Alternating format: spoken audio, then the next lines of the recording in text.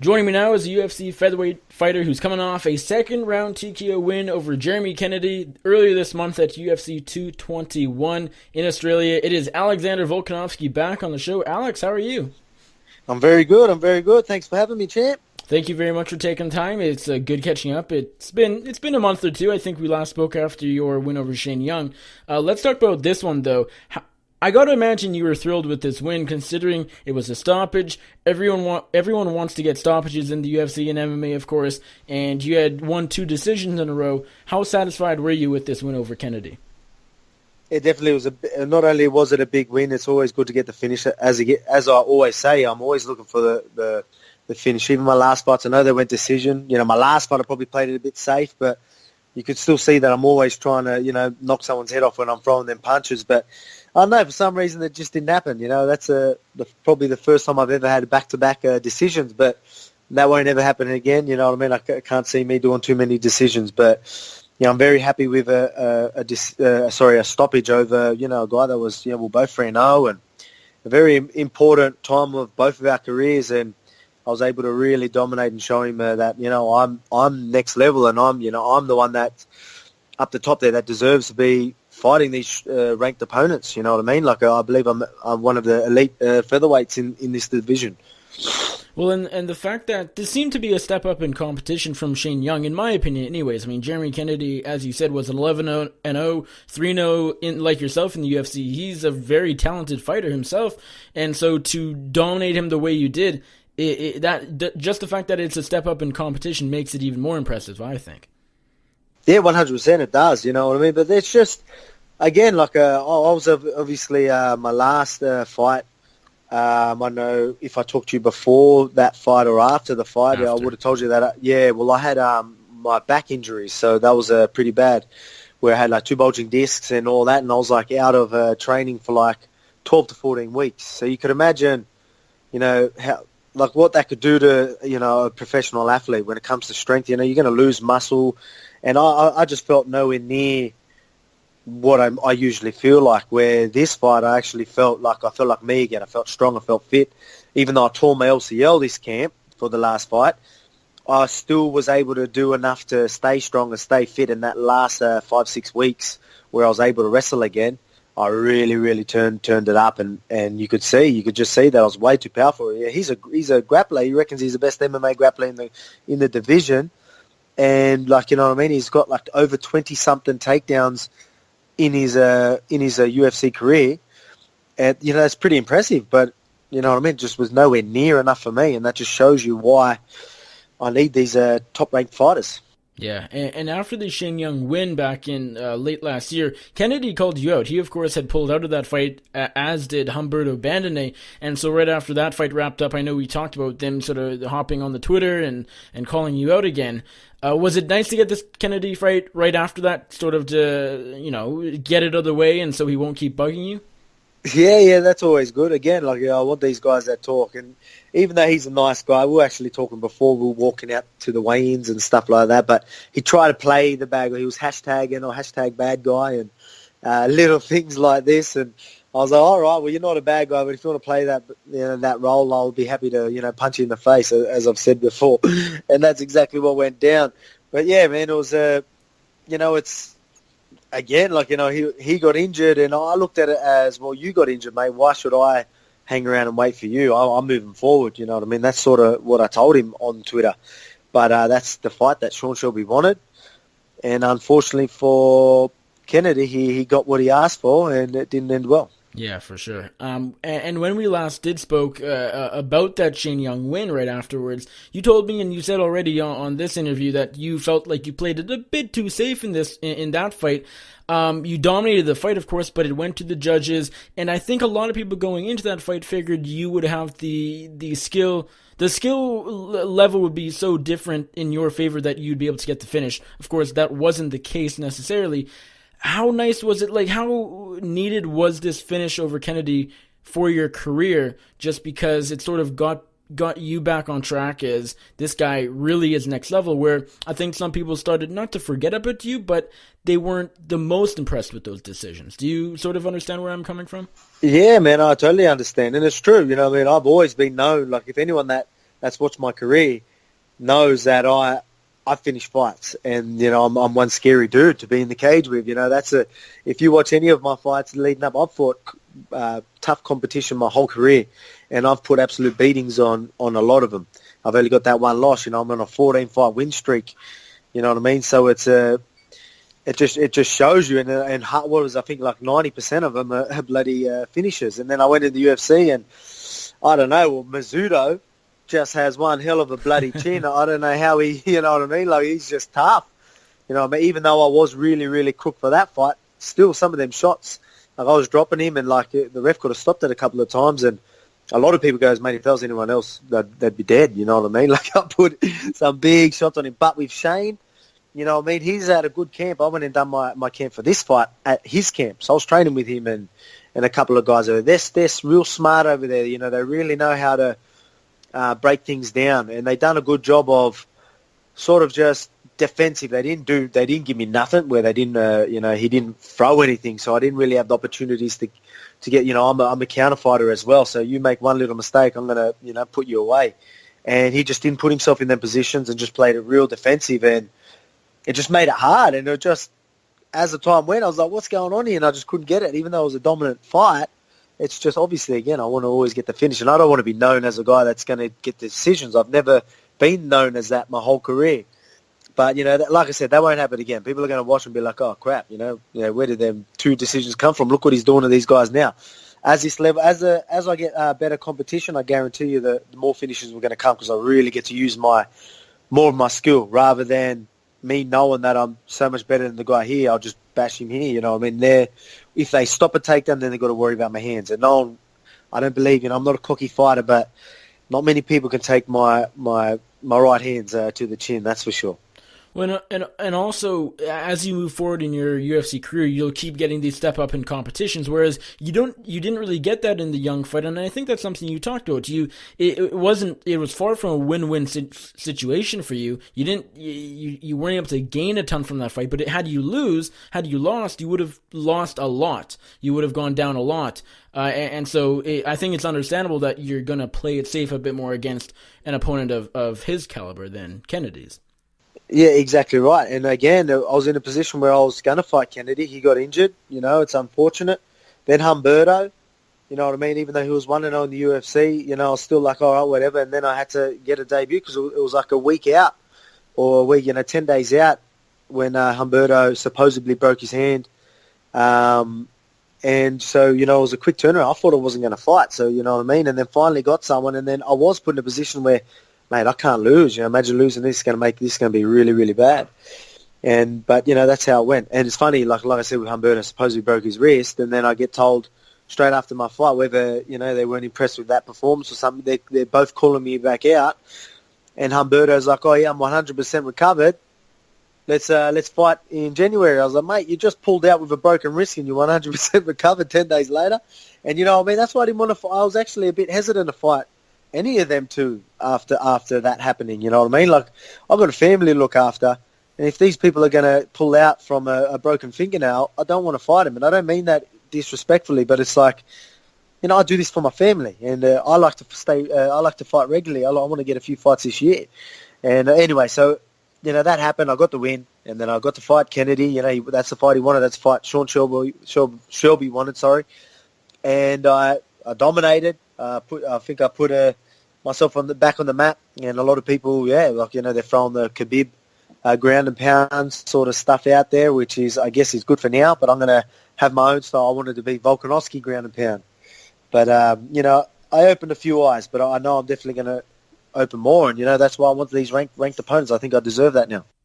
And you got the win in the second round with 3 seconds left in the round, so it's at the 4:57 mark. A lot of people in that situation would just sort of ride it out, go to the third round. You didn't want any of that. You didn't want to see the third round, and so you got the stoppage. The referee was forced to intervene. Was that just an opening you saw, or was it you trying to make a statement?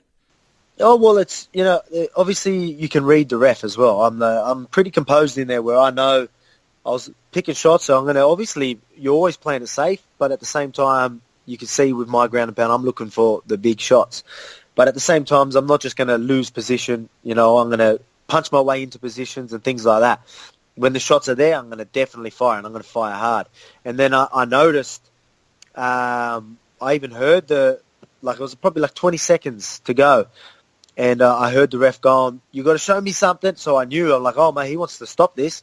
So I started really picking it up. And then right at the end, he sort of like got himself, it was like 10 seconds ago. I've like raked him back down in that position and just started teeing off because I'm like, the ref wants to stop this. And sure enough, he stopped it. So again, you know what I mean? Again, I'm happy that I'm the type of guy that I can understand the situation and I'm composed enough to read that. And I knew, I'm like, this ref's going to stop this. All I need to do is bash his head in a little bit more and the ref will have to step in. And that's exactly what happened. After the fight, you called out Jeremy Stephens and Andre Feely, who are both... Stephens is ranked. He's top 10. I think Feely is just about ranked, maybe not quite top 15. Stephens, of course, headlines UFC on Fox 28 against Josh Emmett this weekend, so that maybe won't happen right away. The Andre Feely fight could happen, although he responded right after, saying not so great things about you, so I'm not sure if he wants that fight. What is next for you? I know those are the two opponents that came to mind right after this fight. Have you given it a bit more thought? Do you have any ideas as to who you'd like to fight? I would assume you want top 15 opponent next, though? Yeah, I do, 100%. Yeah, I did. I'm always calling, like I said, obviously I'm playing that, I'm not playing the nice guy, I am a nice guy, but, that's the route I want to play, and I want them bad boys. But, sometimes people are going to be booked and then fights aren't going to happen. So, again, obviously my career is very important as well. So I want these top 15 guys, and and same as Andre Feely, I think he might be matched up, and there's no way he's going to want to fight me. I don't mean this disrespectfully, but... I'm a bad matchup for him, and I think he knows it. And I did see his little Twitter thing, like he wasn't too happy about it. Well, it was hard because I threw out the names, but thinking, I like the people that talk. So I threw out bully and all this, so I threw a few words and then named some. So I really want to rank guys and guys that like to talk. He might be a nice guy. I got told after the fight that he does a lot of charity work and all this sort of stuff, and he's actually a pretty nice guy. And I'm like, all right, sorry, I might have got that bad. But in saying that, I go on Twitter, I don't know him personally. I see him tweet a few things. I always see him having Twitter beefs with everyone, you know what I mean, and telling people to go, fuck themselves like he did with me. So I'm seeing little things like that, and I'm thinking, mate, they're the guys I want. You can be, you can be a nice guy with a good heart, and, again, I respect you for doing the charity work and all that. I love that, but at the same time, mate, I know gangsters that do charity work. You know what I mean? Like it still doesn't mean you don't like to talk shit. So that's all I want. I want these guys that like to talk and think they're better than everyone, which, might not be the case. But from what I've sort of seen, that's sort of where I was going with. So if I've got it wrong, my bad. I apologise, but surely we can make the dance happen sooner or later. But we've ranked guys. I know some that aren't locked in. So, I wouldn't mind some guys. There's 3 names that I know that aren't booked where, again, Jeremy Stephens and Andre Feely and most of the other guys are all booked.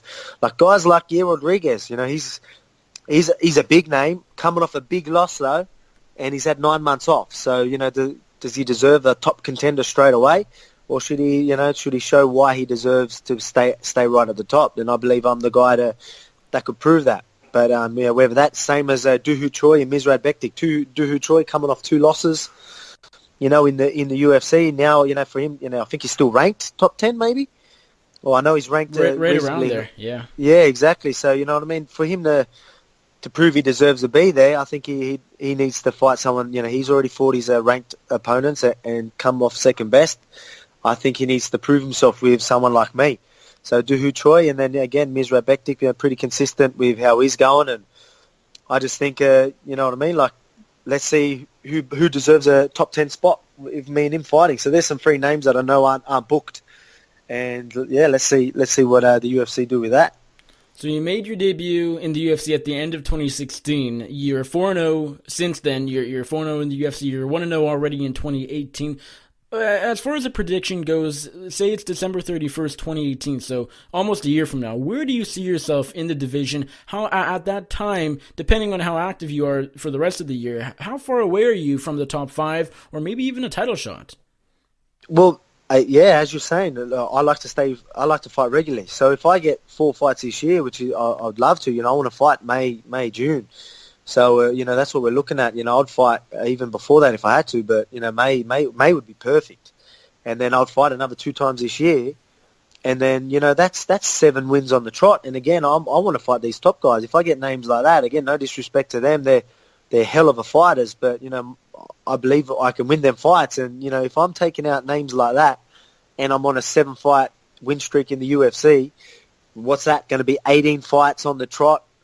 You know what I mean? A win streak. I think I'm very, very close to a title shot there. So, don't be surprised if I'm in title contentions early next year. Something, a stat I found recently that I found kind of interesting. You're actually tied for the shortest 145-pounder in the UFC. Of course, your build sort of counteracts that. You're a super stocky guy. You're super bulky. But you're not the tallest person in the division. Do you look at that as a disadvantage at all? Not at all. Not at all. Look what happened on the weekend. He was 5'11". People going, his range and all this sort of stuff, mate. I've always been short. I've always fought people. I've fought at middleweight, welterweight, lightweight. These guys have always been so much taller than me, so much bigger. I train with guys at the gym. You know what I mean? I'm so used to training with people taller than me. It's normal to me. For them to fight someone so short, it's awkward for them. You know what I mean? I'm in that position a lot more than they are. So, you know what I mean? Look, obviously I could be a little bit taller, but it suits my style to a T. And again, it's, I believe my style really suits my size, and tall guys, I really, really struggle with me, especially with my wrestling and my level changes and the way I like to move. They're very vulnerable to a few things, whether it's the takedown or the overhand right, you know what I mean? Like 2 basic things that they're very vulnerable to because I put it together so well. I'm interested to get your thoughts on your transition from rugby league to MMA. Of course, some people don't know that you played rugby league, I believe, starting at 14, correct? Yeah, I think, 14, yes, under 14s. Oh, mate, you knew that more than me. What has that experience, or did that experience in any way, I should say, translate to your MMA training? Has that helped with your MMA training? I know it's been a while since you've been an MMA fighter, of course, but when you first got into it, was that helpful to have sort of in your back pocket, being a former rugby player? Yeah, well, yeah, 100%. Like, if you look at rugby league, you know what I mean? Like, no padding. You literally, I used to be 97 kilograms. I used to play in the front row, which is the position that, you pass me the ball and I just run straight at people. And I'm usually running at the big guys. Remember, I'm 5'6" at 97 kilograms. You could imagine big head just running straight. But, so, you know what I mean? Like, it made me tough. So you talk contact sports, it's definitely up there for being really, really, full contact. And, it made me tough. It made me who I am. And again, playing with guys 3 times the size of me. Again, they had trouble just to hold me down because my center of gravity was, so low, and just things like that. It just made me who I am today. And I reckon it did help me. Like, with sort of my mentality and just my toughness. And when it comes to heart, you know what I mean? I just believe it played a big part in that. What was more difficult, rugby league or MMA? MMA. MMA is one of the toughest sports in the world. I wrestled, I played soccer, I played rugby league. It's nothing is hard. Just purely when it comes to mentally, physically demanding. Obviously, it's right up there anyway. One of the toughest in the world. But then you got mentally. I reckon it's probably one of the most mentally fatiguing, draining, you know what I mean, you could do when you got the weight cuts preparing. Then you got financially, like, let's be realistic, before UFC or even in the UFC, it's not like we're making millions of dollars here. So it's we're in the, we're fighting at the highest level, and we're still sort of struggling in a way. Well, I've got a family that I need to fight regularly if I want to look after them. So, it's, when it comes to, it's a roller coaster, mate, MMA, compared to other sports. So many ups and downs. You got people pulling out with fights, you know what I mean? That stuff doesn't really happen in rugby league and all that. If someone gets injured, all right, they're out. You're still playing the rest of the team. You get what I mean? But when with other things like people missing weight and, trying to make weight, the money's not as good. It's just, mate, it's a roller coaster of emotions, and it's just physically and mentally just bloody draining. But that's what's so good about it at the same time. So many highs and lows that it's so good as well. Well, Alex, thank you very much for the time. I appreciate it as always. Before I let you go, remind my audience where they can find you on social media. And if there's anybody you'd like to thank or give a shout out to, the floor is yours. Yeah. A quick shout out to my main sponsor, Southern Cross Industries. Really, I want to thank them before I give you my social media details. So yeah, Instagram and Twitter at Alex Volkanovski, and you can find me on Alexander the Great Volkanovski on Facebook. So jump on board, guys. We're going to the top.